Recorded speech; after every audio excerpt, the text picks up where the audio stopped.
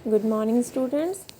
बेटा आज हम करेंगे लेसन 6 है हमारा हिंदी व्याकरण का, जिसका नाम है लिंग। ठीक है, तो लिंग क्या होते हैं? देखो, सभी का कोई ना कोई नाम होता है, ये हम सबको पता है। कोई ना कोई संज्ञा शब्द तो होगा। तो लिंग का मतलब क्या होगा बच्चों? उस शब्द को लिंग कहते हैं जिस शब्द से आपको ये समझ में आए कि जिसकी बात हो रही है, जिस संज्ञा शब्द या जिसकी भी बात हो रही है, वो आदमी है या औरत है। ठीक है, अगर वो आदमी है तो किस में आ जाएगा? फिर वो लिंग के किस भाग में आएगा? पुल्लिंग में। और अगर वो स्त्री है तो किस में आएगा? वो स्त्रीलिंग में। ठीक है, अब देखो इसमें यहाँ पर लिखा है दादाजी और यहाँ है दादी जी। पहले दादाजी को देखकर आपको क्या लग रहा है कि ये है तो लिंग ही। देखो इस नाम से क्या पता चल रहा है ये आदमी है, लेकिन जब दादी का नाम आया तो आप समझ गए कि ये एक औरत है।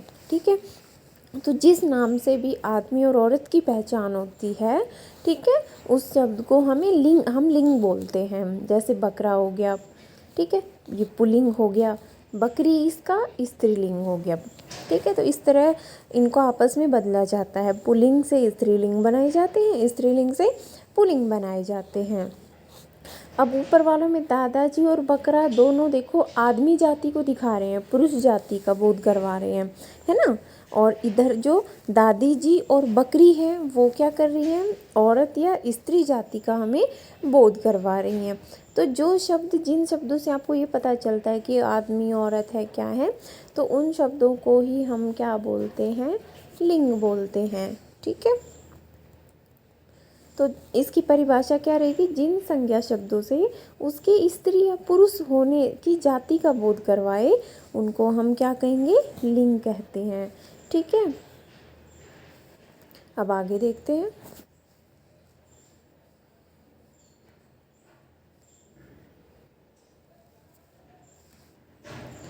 अब लिंग के भेद आते हैं, तो वही दो भेद है जो मैं आपको बता रही थी, पुल्लिंग और स्त्रीलिंग। ठीक है, पुल्लिंग में क्या होता है? जो पुरुष जाति के लिए होता है, और स्त्रीलिंग में क्या होता है? जो स्त्री जाति के लिए होता है। ठीक है, पुल्लिंग किसके लिए होगा? पुरुष जाति के लिए होगा, और स्त्रीलिंग किसके लिए होगा? स्त्री जाति के लिए होगा। तो पहले हम पुल्लिंग के बारे में पढ़ेंगे। जिन संज्ञा शब्दों से उनके पुरुष जाति में होने का बोध होता है। देखो, जिन शब्दों से सिर्फ पुरुष जाति का पता चले, यहाँ स्त्री की बात नहीं हो रही, जिन शब्दों से सिर्फ पुरुष जाति का पता चलता है हमें, वो कौन से होते हैं? पुल्लिंग कहलाते हैं। उनको पुल्लिंग बोला जाता है। जैसे लड़का, मोर, शेर, बकरा, ये सब क्या है? पुल्लिंग शब्द है, क्योंकि इन सब से हमें आदमी जाति का बोध हो रहा है। ठीक है, फिर स्त्रीलिंग आता है। स्त्रीलिंग में क्या है? जिन संज्ञा शब्दों से उनके स्त्री जाति में होने का बोध हो। ठीक है, जिस संज्ञा शब्दों से उनके स्त्री जाति का पता चले कि भाई ये स्त्री हैं। तो यहाँ लड़की, मोरनी, शेरनी, बकरी, ये सब क्या है? स्त्री जाति में आती हैं। ठीक है, तो इनको बदलोगे कैसे? जैसे लड़का पुल्लिंग हो गया, आपको बोला जाए इसका स्त्रीलिंग बनाओ। स्त्रीलिंग में क्या होता है? लड़की। मोर का क्या हो जाएगा? मोरनी। शेर का शेरनी हो जाएगा। बकरा का बकरी हो जाएगा। ठीक है, इस प्रकार से आपको इनको परिवर्तित करना है। फिर है कुछ पुल्लिंग और स्त्रीलिंग शब्द इस प्रकार से हैं। कैसे हैं? जैसे ये पुल्लिंग शब्द हो गया, ये स्त्रीलिंग शब्द हो गया। बेटा का क्या हो गया? बेटी। ठीक है, पिता का माता, बच्चा का बच्ची। तो इस प्रकार से आपको सारे याद करने हैं। जितने भी आपके इसमें अभ्यास के लिए दिए हुए हैं, इन सबको आप याद करोगे। अब आगे देखो, सही विकल्प पर निशान लगाना है आपको। पुरुष और स्त्री जाति का बोध करवाने वाले शब्द क्या कहलाते हैं? उनको हम लिंग बोलते हैं। ठीक है, अध्यापिका शब्द कैसा है? स्त्री वर्ग का है, पुरुष वर्ग का या किसी वर्ग का नहीं। तो अध्यापिका है, यहाँ अध्यापक होता है तो पुरुष होता, अध्यापिका है तो ये स्त्री जाति का है। स्त्री जाति का बोध कराने वाले शब्द क्या कहलाते हैं? पुल्लिंग और स्त्रीलिंग। तो क्या आ जाएगा इसमें? वो स्त्रीलिंग कहलाते हैं। ठीक है, स्त्री जाति का बोध करवाने वाले शब्दों को हम क्या बोलते हैं? स्त्रीलिंग बोलते हैं। अब आगे देखिए, दिए गए शब्दों को उनके सही स्थान पर लिखिए। यहाँ पर बेटा आपको कुछ ना शब्द दिए गए हैं, ठीक है, तो पढ़ना है और देखना है ये पुल्लिंग है या स्त्रीलिंग है।